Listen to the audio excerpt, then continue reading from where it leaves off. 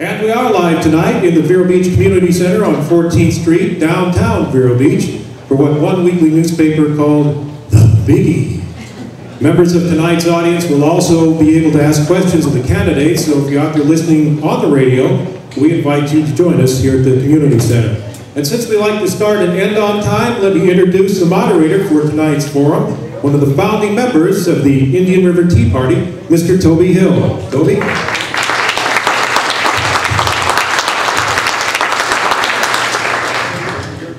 Thank you, Bob.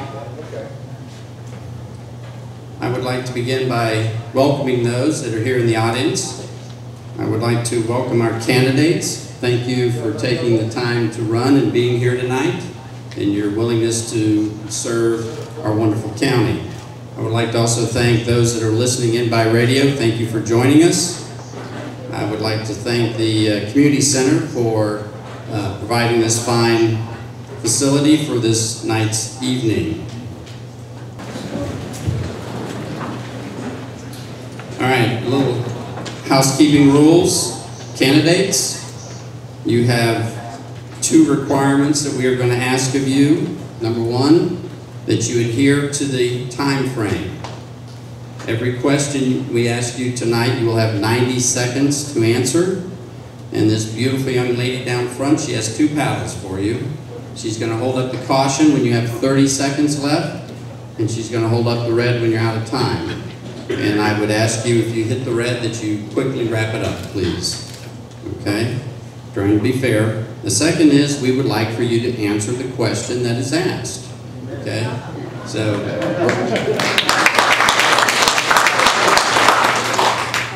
So you will have an opportunity to do an intro, to tell us who you are, why you're running, what you stand for. But if you are moving off on your talking points and not asking the question, I will politely ask you to answer the question. So those are the only two things we ask of you. Audience, you have one rule: civility. Okay, we ask that you show respect for each candidate. If your opinion may differ, that you indicate that at the ballot box, not here tonight. Okay? So, with that, I think we'll begin.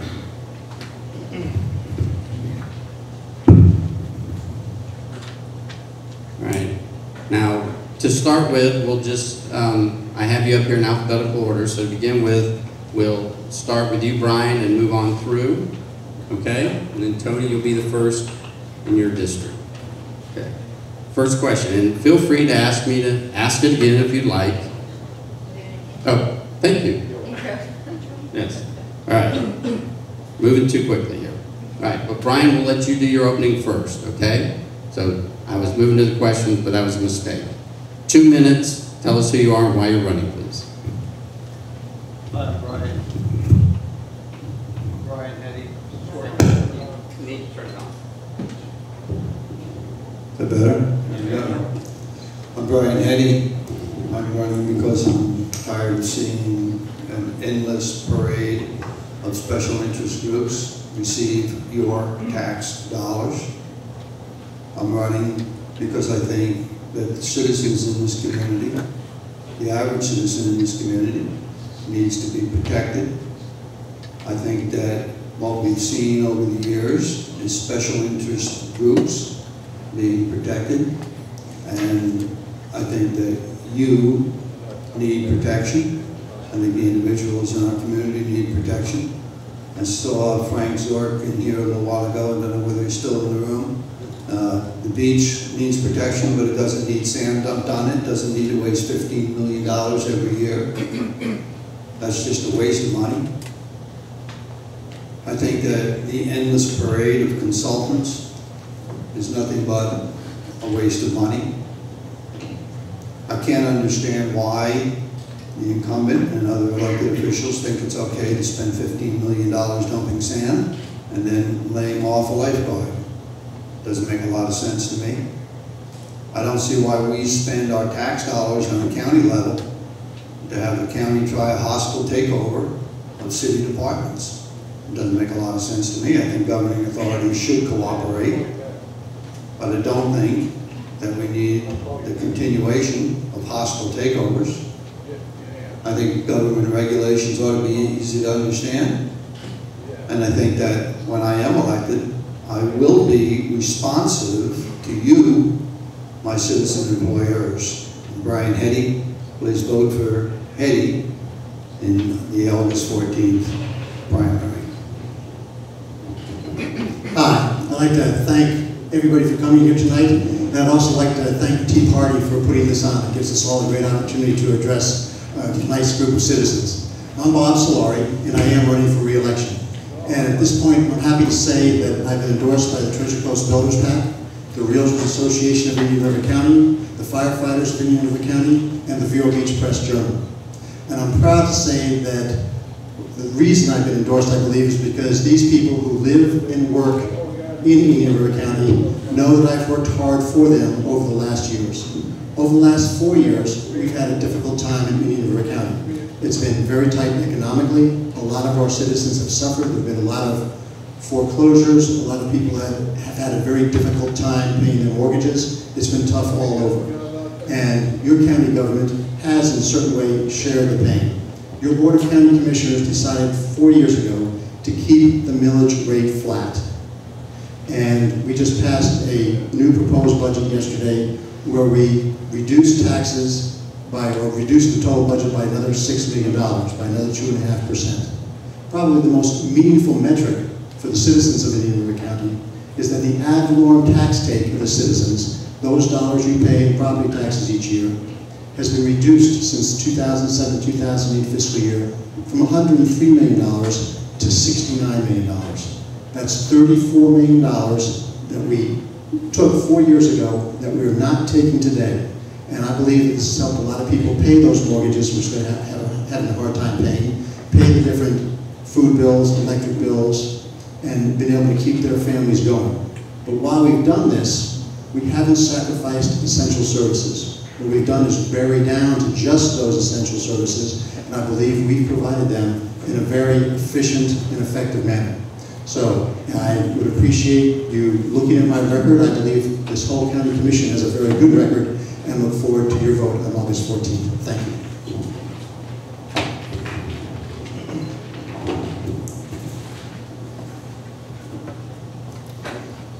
My name is Nick Thomas, and I'm a candidate for the County Commission, District 5. Why should you care about this race? Our lagoon is in deep trouble, morale is at an all-time low, and this community is certainly not better off than it was 4 years ago. I'm running this race against two gentlemen who have no business serving on the County Commission. The first is Bob Solari. As we all know by now, Bob is running on the platform of liberty, but to my mind, he's taken far too many liberties with taxpayer money.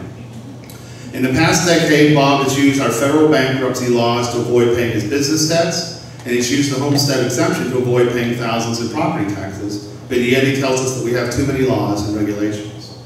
Despite admitting that our lagoon, our county's largest financial asset, is in terrible shape, Bob has refused to approve an ordinance that limits the very fertilizers causing the problem, and he's called the lagoon a back burner issue. When we vote Bob out of office, we will still have plenty to remember him by. $10 million for Dodgertown Golf Course that sits idle today, not even generating property taxes. $12.1 million for the Sexton Ranch conservation easement that provides not a single benefit to taxpayers. And most recently, $350,000 to a new business that created dozens of high-paying jobs, but not one went to an existing Indian River County resident. We will remember Bob because we will be paying millions for his trail of debt for years to come. As for Brian Heady, he and I agree on a lot. He has a good heart, but he's a man that's run for office so many times that he can't even recall the number. Brian has already served on the Vero Beach City Council when he was voted off at the first opportunity. With Brian, it's about Brian. He's on a quest to right all wrongs, no matter how minor, no matter the cost. My name is Nick Thomas. I have a frugal, workable plan to revive the lagoon. I have a mind and a spirit to preserve all that is great about this very special place, and I have a practical, low-cost plan to move our community forward. I look forward to answering your questions.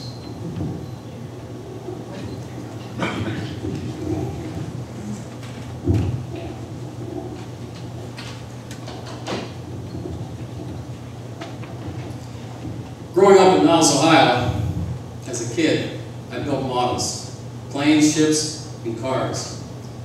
Must have spent thousands of hours over over a 7-year period building them. And I realized there was a process to this. That process was organizing the pieces, reorganizing them, so I could see the clear vision of the model. I later transferred that into my profession of architecture, where I met with clients, I listened to them, and I heard and helped them see their clear vision. And today, I'm applying it to government. I take the information, complex information, I organize it, and make it simpler. So how I apply these learned skills in the real world? First skill I learned is sometimes I didn't have all the pieces. Maybe they were lost or not in the kit. Sometimes that happens in government too. So what I did was, I'd call the right people to get the right answers. I take other information into consideration, and I compromise to make it happen. The second thing I learned was sometimes pieces were missing. And when those pieces were missing, I had to find out where they were, and maybe it took me to rebuild the model. And how I applied it to my vision was the missing pieces or missing information was a fix that had to be reworked. And just like in my architectural profession, I had to research, reevaluate, and rework it to find the right answers. The third thing I learned was to get real close. I'd actually get down and look into the models. I'd look into the cockpit of the plane to see the vision. And how I handle it in the real world, as I put myself in others' shoes, and I talk to listen to other people and hear their issues. And just like in my profession of architecture, I would gather the information, evaluate it, and make an educated decision. So why am I running? 5 things to my model. To promote creative economic development, to promote Vero County as a sports village, as a sports destination, to protect and enhance the Inner River Lagoon, and create a viable economy so my children and your children can come back to live, work, and give back to the community. Thank you.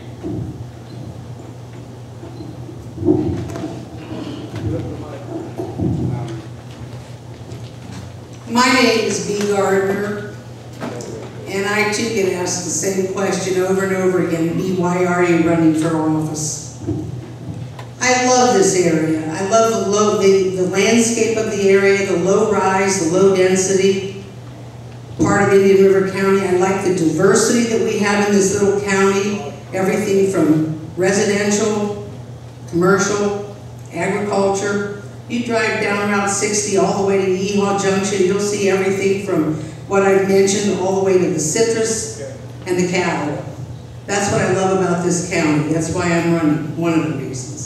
The other reason is I sometimes get the feeling that the commissioners don't necessarily get it.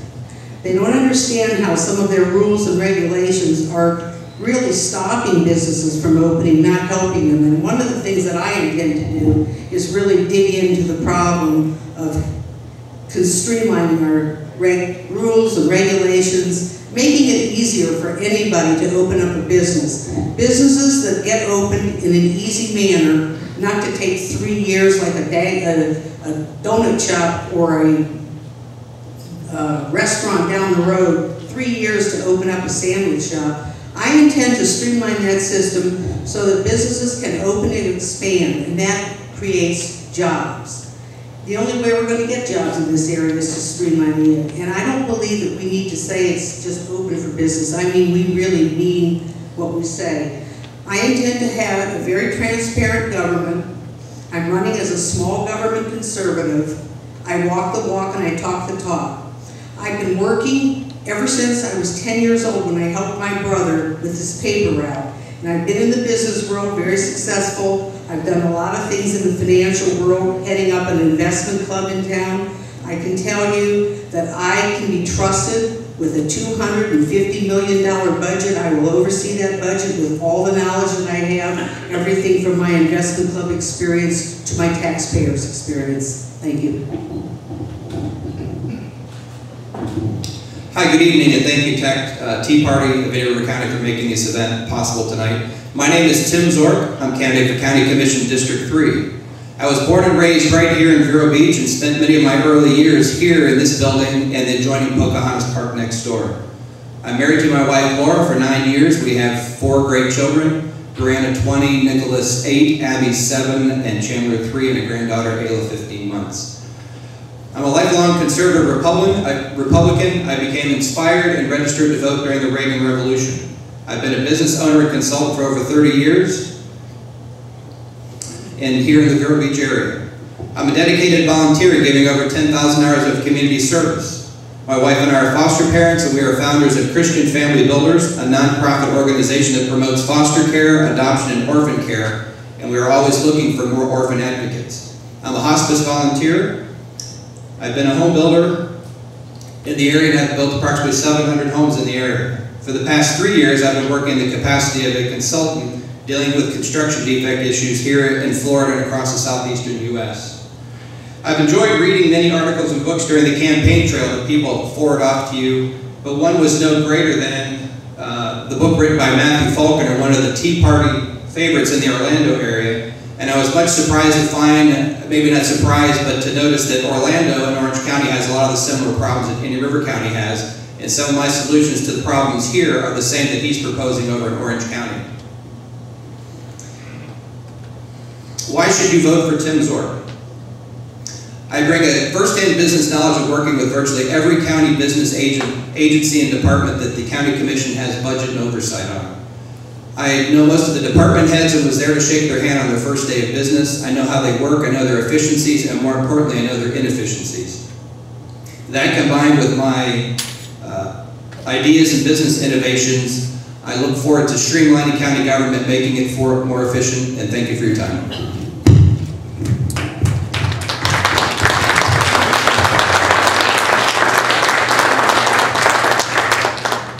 Thank you, candidates. One thing, I was asked by one of the candidates, were they able to stand? And I said, well, why don't we all keep our seats? And then Bea and Tony, you guys stood up. So I'd like to request that you guys keep your seats when answering your question, please. Okay. Thank you for that. And now, Brian, you started first, so we're going to ask Bob to start this one. We're going to kind of shift to the left, or my left. You're right out there in the audience. And the first question, feel free to ask me if you want to repeat it, all right? In your opinion, what will be the most pressing issue to face the County Commission during 2013, and what is your proposed solution? Well, yesterday, the Board of County Commissioners addressed the budget for that year, and I think we've done a very good job. So that problem is to some extent out of the way. We've reduced the budget another 2.5%, and we brought the budget down a total of about 42% since the 2007-2008 fiscal year. And we have a great staff that knows how to get the work done with that budget. So with that pretty much taken care of, or pretty much addressed for the next year, the most pressing problem is to bring more jobs into Indian River County. And I believe over the last 4 years, this Board of County Commissioners has done a tremendous job building a platform for new jobs in this community. Actually, the voters helped lead the way when they passed the tax abatement program in 2010. Just prior to that, the Board of County Commissioners rejigged a jobs tax credit, which has been very helpful in bringing in new jobs and helping businesses expand. In the 3 years prior to that jobs credit revision, 1 candidate had applied. In the 3 years since then, we've had 11 successful applicants, and that has helped bring jobs into the community. When you couple that with low taxes and a good infrastructure and a Board of County Commissioners, which is very business friendly, you have a great platform. And just as we've seen some results in the next 2 years, I'm very hopeful that we'll see significant results in the next 2 to 3 years, which will help lower the unemployment rate in Indian River County. Thank you. What I'd ask candidates is start by saying your name for the audience listening on the radio, and if you want to end by saying your name.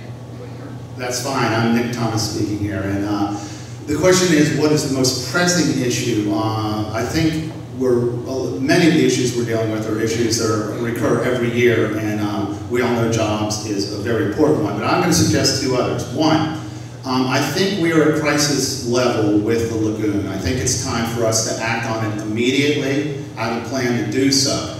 I don't want to repeat it here, but basically, give it a detail here, but basically what it involves is introducing clean, oxygenated ocean water into the lagoon at Bethel Creek. It's an idea that's been floating around this county for 100 years, and I think it's time for us to take some action. The other issue that I think, and I hope to go into more detail on that later if given the opportunity, I think the real issue that may explode in our face is the jeopardy of our relative municipalities. I think the fact that the sale of the Vero Beach Electric has not been resolved puts us in a very dangerous place. I grew up in Vero Beach, and I have no interest in seeing the municipalities fall. And if Vero Beach makes a bad bargain with FP&L that costs us millions and ends up interrupting our ability to fund Vero Beach, I think a dire situation could arise quite quickly. And I would be against that, and I would fight against that. Thank you. Nick Thomas.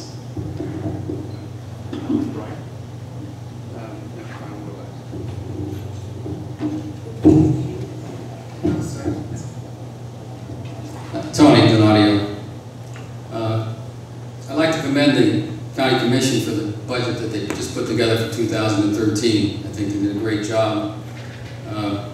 But again, with taxes, you still got to worry about jobs, the tax base, creating a viable community. Although we have taken care of the budget, we need to bring jobs in to bring in a better tax base. Creating good jobs with the county and the Chamber of Commerce, like they have done with the tax abatement, and job grants are very important to this community. I also think that we've got to look at the roads. Right now, a lot of the roads have been completed and the fees have been used up. And without construction, impact fees aren't coming in. So we need to be creative in how we can find ways to continue to improve our roadways. And that's got to be looked at carefully. But it's all interrelated. I mean, if you look at the taxes and the property values, impact fees, they're all related to one and the other. But I think if we can bring more clean jobs into the community, create a good tax base, and hopefully and we know that'll help with the impact fees.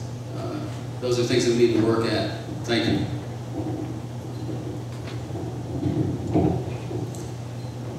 The budget is probably always going to be the most important thing, the most important pressing issue that we're going to face in the next 4 years. And that's not necessarily just in Indian River County. That's all over the United States. It's all over the world. How you handle your fiscal responsibilities is where it's at in government these days. The job of county commissioner requires discipline, especially fiscal discipline, and I have shown my ability to be fiscally responsible person by the way I have managed my own finances over the years. I have been a successful businesswoman, and I was an officer of the Taxpayers Association of Indian River County, as well as the presiding officer for 7 years of the Rule of 5 Investment Club. These experiences have given me the confidence to realize that I can be trusted to oversee the county budget, which is about $250 million. And that is why I deserve your vote. This is Bea Gardner. Thank you. Tim Zorc, candidate, County Commission District 3.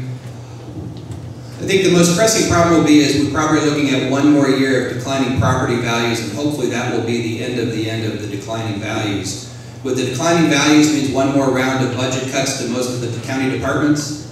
We have to learn how to maintain essential services within the county. But I think there's some solutions to the declining property tax revenue that we can compensate by becoming a more favorable business environment here in River County, expanding the open for business. I want to maximize the enterprise zone at the airport that has been significantly underutilized. If you looked at since its inception, the number of businesses that have located inside the zone probably can be counted on one hand. It's a very valuable asset, but it's underutilized due to a number of rules and regulations, and also the overlay of the City of Vero Beach Power, which creates any business user looking at paying a 30+% premium on their power to operate their business. So with that, we can look to streamline The government operations, due to the declining budget cycle that we're going to be looking at, hopefully it'll be a 1 or 2% with the declining budget. But if we can inspire some local economy expansion through our existing businesses and be a favorable place to relocate to in River County, those can have positive effects and a long-term positive effect on the budget of the county. Thank you. Brian Heady, and the question is, what's the most pressing issue? It's the same pressing issue that's always the issue, and that is the spending of governing authorities. It's pretty typically always out of control. We need to get more money back into your pockets, and how do we do that? We cut spending. And, you know, the money in your pocket, when I was on city council, there was a gentleman in the back of the room that was also instrumental in inviting FP&L to the table. And if we all had FPL rates, that would put $25 million each and every single year into your collective pockets if we had FPL rates. While on city council, I had a motion approved that gave county the same rates as the city ratepayers. I've done it, I've been there, and I've reduced your expenses. That is the most pressing issue, is to get money back into your pocket. The more money government has, the more trouble government gets in. We need to make regulations, government regulations, easy to understand. And we need to resolve the utility issues, and you don't resolve the utility issues by hostile takeover of a city's utilities. That's not the way to do it. Government needs to work together and cut spending. Thank you. All right, that's the end of the first round. Nick, you'll start this one. Okay. All right, this is a two-part question. Candidates, I'm going to look for a yes or no answer on the first part of the question, and then obviously an explanation on the second part. Privatization has been used effectively to lower government's cost. Are you in favor of privatization? Yes or no? If yes, what areas of county government would you look at? If no, why? Okay, Nick Thomas here. I am generally opposed to privatization. I feel like with good management, a government should always be in a position to provide a more efficient, less expensive service. And I'm obviously only talking about traditional government services. I don't think we need to run hot dog stands or anything. But I'm talking about the fact that government is not under pressure to make a profit for its ownership, and it's not under a tax burden. So all things being equal, the government should always be able to win that game. Privatization, to me, is a way of taking jobs from people that make a living wage and passing them off to people who don't make a living wage. We realize the savings as a government, but on the other end, we have workers who can't pay their bills, people who require social services. So as a general matter, now this is not true for everything, but as a general matter, I believe that our government can do what's required of government in an efficient way that also respects the human rights of the people who work, that do the work.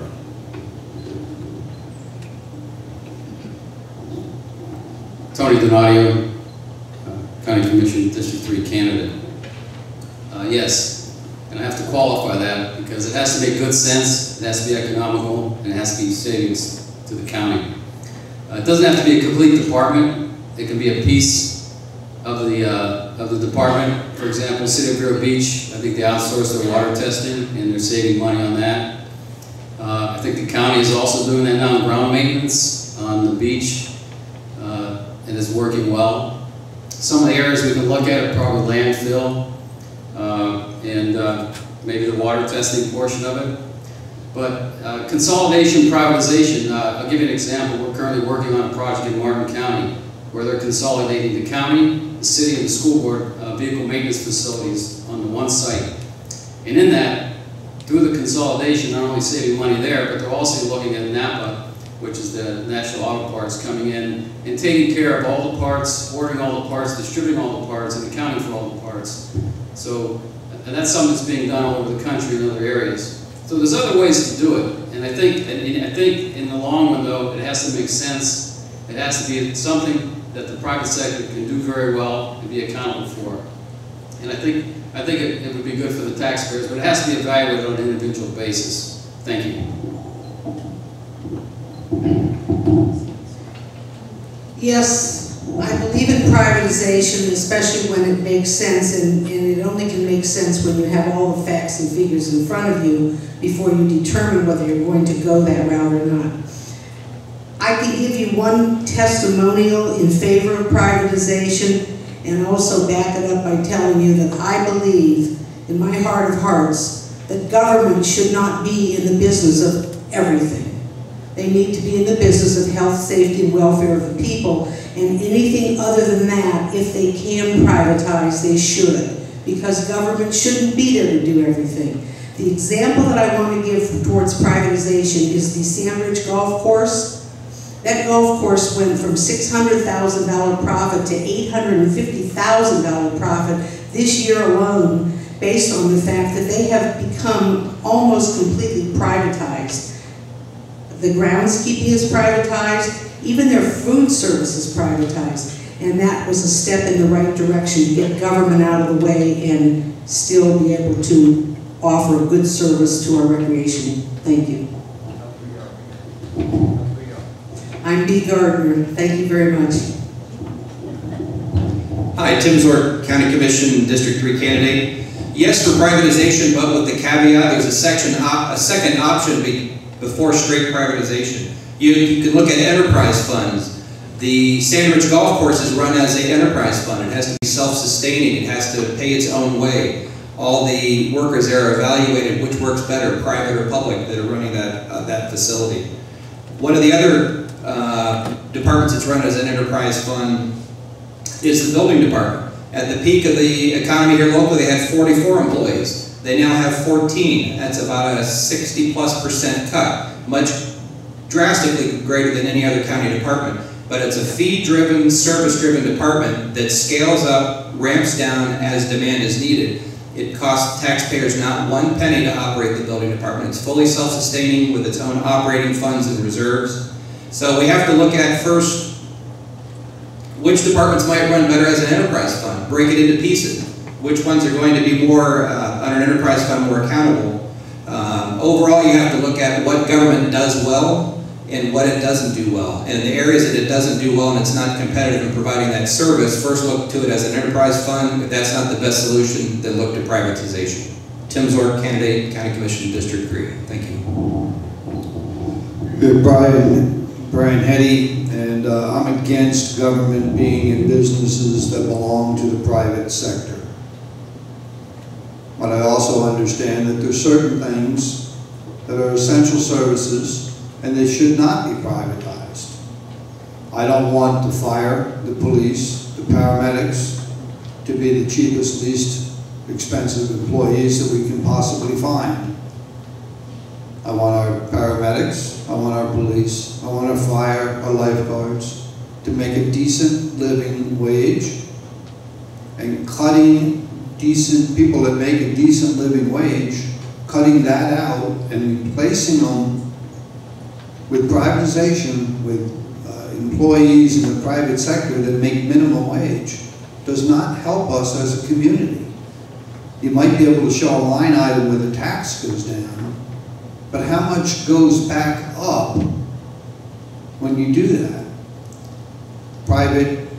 Privatization, in which employees make bare minimum wage, those employees aren't going to buy the houses. Those employees aren't going to contribute to our society. Those employees are going to be a drain. They're going to be a cost in terms of social services. Everything should not be privatized. And Brian Heady. Hello, Bob Solari, and the question was, are you in favor of privatization? The one-word answer is yes. I'm in favor of privatization for those areas which are not essential government services.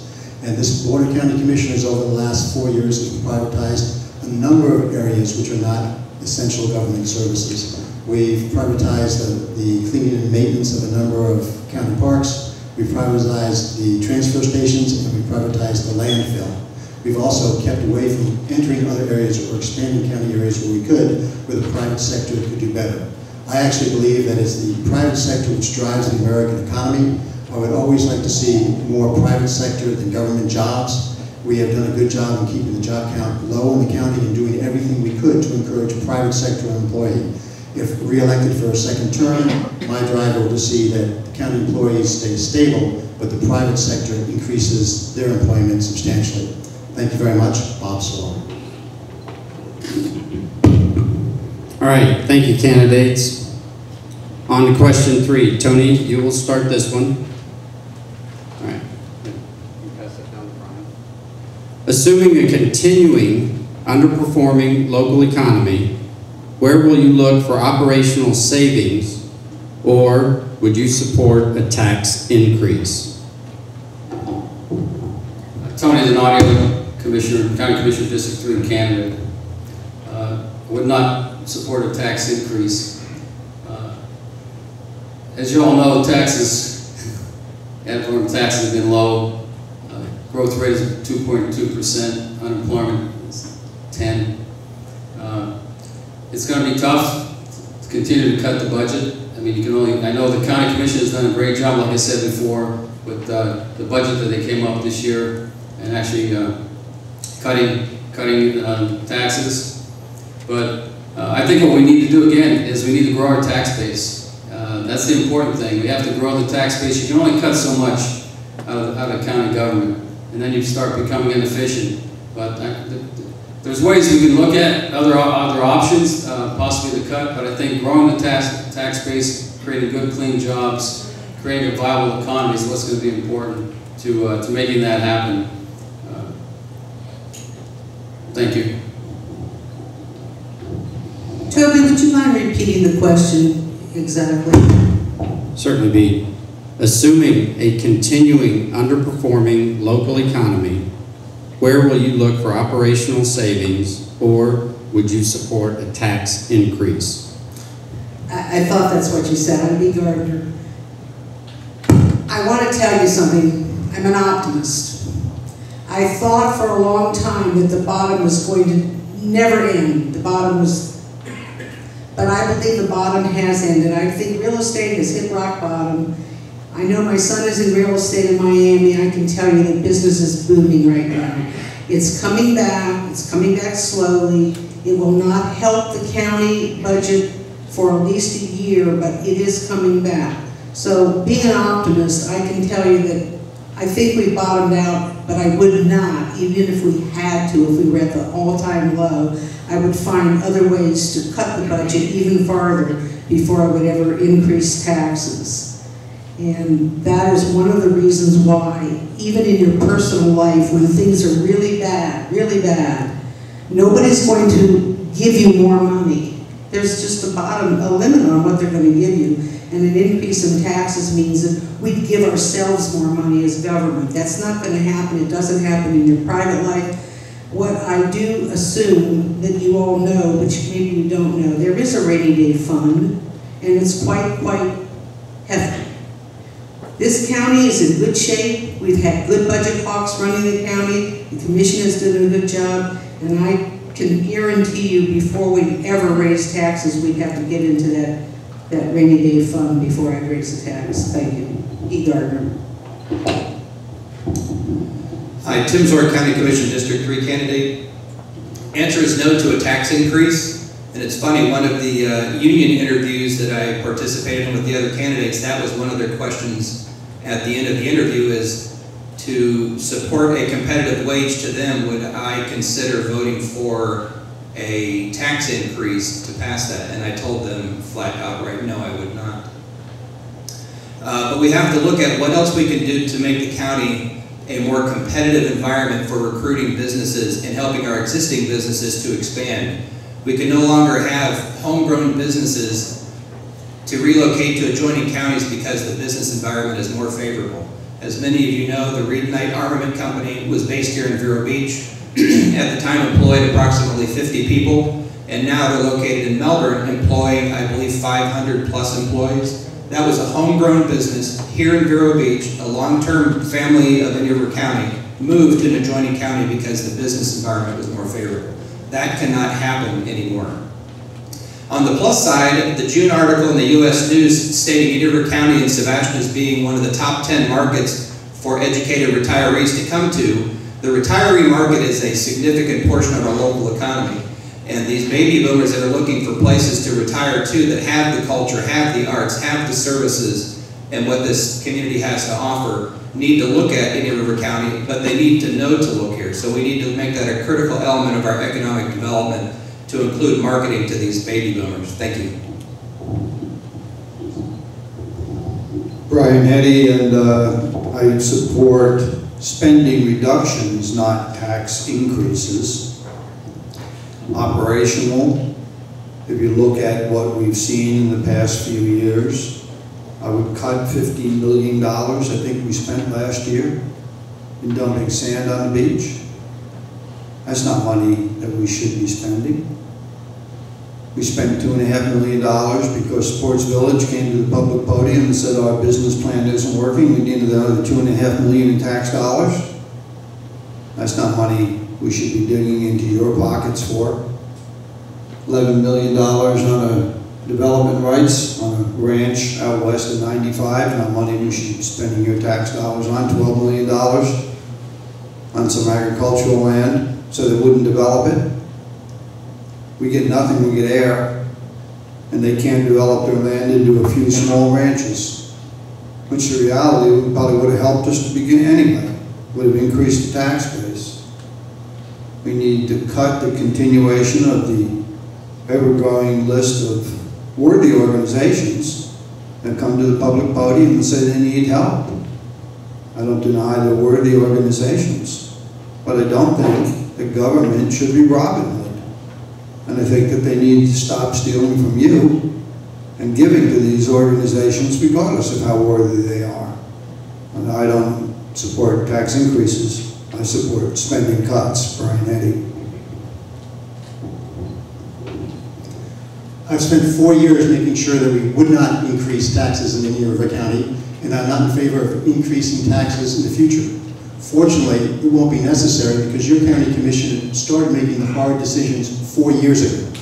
We cut spending ahead of the curve. And what Bea was referring to as rainy day funds are reserves, and we're going to use almost $4.5 million of reserves this year so that we don't have to increase taxes. And we have sufficient reserves to go for another 2 or 3 years without increasing taxes. And so we won't need to increase taxes, and we won't. Where could we cut? There are still some areas that we can cut, and basically that will be dealing with the state. The state mandates that we have certain committees which provide no function, but still cost money to have and to bring people around the table. The state makes us do a lot of things, especially in terms of reporting, which is expensive, and we need to change some of that. The state recently changed its Medicaid reporting, or realized that it was making mistakes, which is going to add over $500,000 to the county budget this year, and we've got to start getting the state to accept and pay for its own mistakes. But in just one simple thing, I worked with the state to change a report. The state made us do a 135-page report every year, even though only 3 pages changed. The state now allows us to send those 3 pages. That's a small thing, but if we duplicate that over the cost of many things that the state makes us do, we'll save hundreds of thousands of dollars. Bob Solari, thank you. Toby has me so scared about answering the question, and I'm not sure everybody actually answered it to my mind. This is the old lifeboat question. It's who do you kill if there's 6 people in the lifeboat and you have to pick who to throw over? So I'm going to answer the question in that spirit. I hope we don't come to this, obviously, but I think that I would volunteer that if we had to cut one program right away, it's the jobs grants program. I don't believe in them. I think the reason the big budget mistakes we make are the things that Brian and I talk about. The sand pumping, the buying of conservation easements, the Piper buy, the Dodger Town Golf Course buy, That's where, you know, we all know on a national level, that's what gets us into so much trouble, the bridges to nowhere, the big pork barrel projects. So that's where I begin every time when I start looking at it. I don't look at the employees until I have to, if I feel they're doing a good job, obviously. You cut the big stuff first. And I am not convinced, nor have I seen any evidence that job grant programs work. I was heavily involved in a case, I have 30 seconds, heavily involved in a case about 4 years ago, and you're going to see a letter to the editor about it in the coming week. We were looking at bringing in 500 jobs, clean, high-paying jobs in this county. The competition is too stiff. Every community up and down, over and throughout this country is playing the same game, and somebody's going to always beat us at it. So anytime somebody accepts our job grant, they're going to, I can't use the language, they're going to do us dirty. Net Boss and Sebastian has brought not one high-paying job to this county. All the highly paid people live in Brevard County, they drive down, they drive on home when they get done with work. Thank you, Nick Thomas. All right, thank you. And Bea, you'll start this one. This is the fourth question, but I want to give the candidates a little heads up at this point. There will be a fifth question, but it will come from you for whichever competing candidate you would like to ask. So you need to think about it while you're not answering the next question, who you would like to ask your question to and what that question would be. All right. The last question from the Indian River Tea Party, and it's a little bit of a lengthy one, so pay attention, please. Much has been written and reported about the wage and benefit disparity between private sector and public sector employees, with the public sector now noticeably superior. Some people believe it is immoral and inappropriate to ask the private sector to provide the public sector wage and benefits they cannot afford themselves. What is your opinion on this issue, and are you willing to take action? That's a good question. I'm Bea Gardner, and I wanted to tell you that public sector versus government, they have a use it or lose it policy quite often in the public sector, whereas when you have sick pay or vacation time coming, you use it or you lose it within a year. Years ago, and I don't even know when it started, it was long before any of us in this room ever thought about this happening, government was noted to not pay very much to work, to be a government employee. And they made up for that by giving benefits that were well over and above what people normally would get in the private sector. In other words, they were able to bank their sick pay, bank their vacation pay, and at the end of their tenure with the government job that they had, they were able to take that money with them, the money that they didn't use. It amounts to thousands and thousands and thousands of dollars in a payoff. Well, the party's over.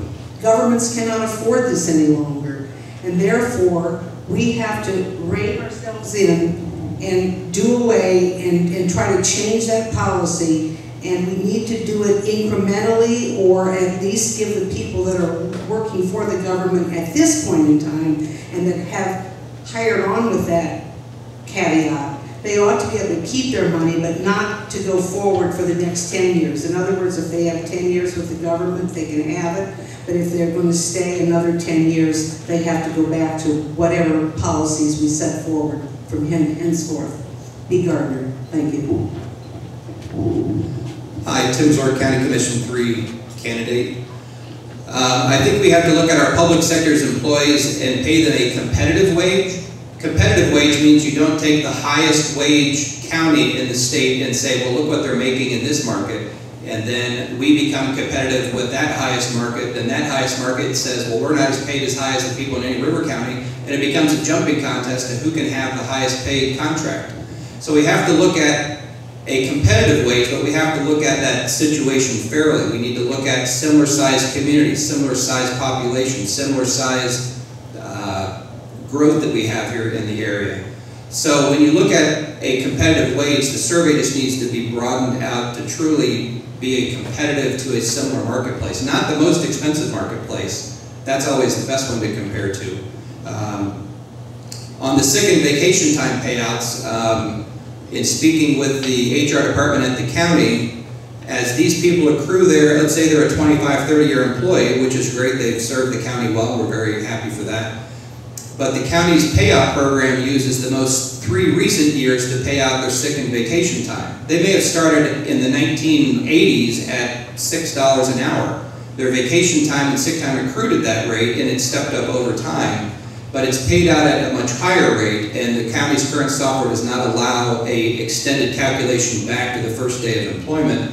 If they have a cash out provision, pay them the cash that they're due at the rate it was earned at, not at the rate that they're earning today. Thank you, Tim Zorc, Candidate Commission, District 3.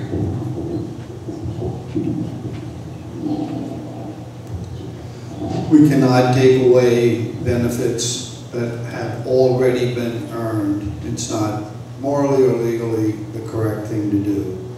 However, as a city councilman, I tried and I continue to support paying for benefits in the year that they're earned, rather than kicking the can down the road and have some future generation wind up with multi-million-dollar payouts. I support a pension plan that's a defined contribution, so we know how much goes in it and we pay for it in the year that it's earned, rather than a defined benefit, which 20 years from now cost taxpayers huge dollars.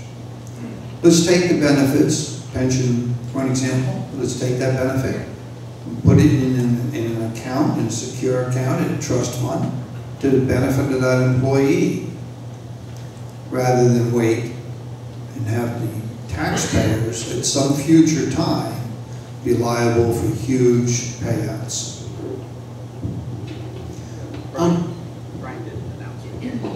I'm sorry, that was Brian Heady. Bob Solari, and I'm happy to say that we do not have a public sector worker problem in Indian River County. I'll note that we passed, as I said before, a new budget yesterday. There were no raises for county workers in that budget. Our county workers have gone 4 years without a raise. They've also gone with the lesson in terms of accumulation of sick and vacation pay. And one thing that's not noticed is that this community has gone, or this county has gone with 27% fewer workers. We're down from 960 county workers to 704. And you wouldn't notice that based on the services that are provided by these workers. They've done a tremendous job. So we have, again, no raises in 4 years, and each county worker doing more work than they did 4 years ago, serving this community tremendously well. The one thing I would like to see changed is I'd like to see us go to a defined contribution plan. We approached that, the county commission approached that with the state a year ago, and we'll probably do it again this year. I think that will put us on a better, stronger path. But again, I'm happy to take this opportunity to say that Indian River County is blessed with great public service employees. Thank you, Bob Solari. I'm hoping I understood the question correctly. Toby, repeat it for me if you would, please. Certainly, Nick. Much has been written and reported about the wage and benefit disparity between private sector and public sector employees, with the public sector now noticeably superior. Some people believe it is immoral and inappropriate to ask the private sector to provide the public sector wages and benefits they cannot afford for themselves. What is your opinion on this issue? In other words, is it moral and appropriate or immoral and inappropriate? Okay. And are you willing to take action? Okay, let me try and address that. First of all, I think we agree as a general principle that there are government jobs, there are things that government does well and should do, and there are things that the private sector does and should do. So the question is premised on the fact that it's apples and apples. So it's a difficult question to ask. So would we have to break it down into just general administrative or labor or executive? That's a hard one to say. I think the spirit of the question is that there was certainly a time years ago where the private sector, generally speaking, tended to pay higher wages and better benefits to their workers. Because of the economy, that has reversed. It's certainly an unpleasant situation. If I were convinced when I'm on the commission that the state of the world is such that the private sector for job X could only pay a Y amount of money and be profitable, I would certainly listen to that. I mean, if the world changes that profoundly where the private sector, for instance, is paying, going back to $4 an hour minimum wage, that's certainly going to have an impact on public. But right now, I hope if the economy turns around, that I'll call that a blip, a historical blip, where the private sector is paying less. Hopefully, things will come back to equilibrium, and our wonderful public workers will not have to take pay cuts. Tony Donadio, County Commission, District 3. It's tough. With the taxes, everyone taxes down low. As far as wages, I think we need to look at comparative wages, but you have to take that into consideration on the position, whether it's general administration. I mean, I don't think you can look at the sheriffs or the firemen and try to give them a competitive rate to what's going on in this area for what they do. They're always putting their lives on the line. But as far as the offices and administrative areas, I think that can be a competitive wage. I think on the pension side, I think Florida's in good shape. We're 85% invested, and that's very good. We're fortunate, as you look at other areas across the country, the cities that take care of their own pensions. You know, they've taken money on the good days, and they took a holiday, and they put the money elsewhere, hoping that then the market would help them bring funds back. And then when the market tanked, we were stuck. They were stuck. So we see those municipalities going bankrupt. We don't have that here, and I don't think we will, with the way our county commission handles it. As far as sick and vacation days, I think those that are contracted under the current one should keep that rate. I do agree that they should be paid out at the accrued rate, not at the rate when they do cash out. And I think we need to relook at that as we move forward. Hopefully, as the economy gets better, you know, we'll be able to look at that. But I do think that that the county has implemented some procedures to cap sick and vacation days. And I think it's important that we look at that being competitive throughout. Thank you. Tony, hang on to the mic. I'm not sure. You went into a long explanation. Do you think it's appropriate or inappropriate for the private sector to afford public sector wages they cannot afford for themselves? I think it's inappropriate. I think we need to be competitive with the private sector on the wages. But again, to qualify that is, when you look at fire and police, you can't compare that to the private sector wages for what they do in putting their lives on the line every day. It's a different type of situation, and that rate should be comparable to that. Thank you for that clarification.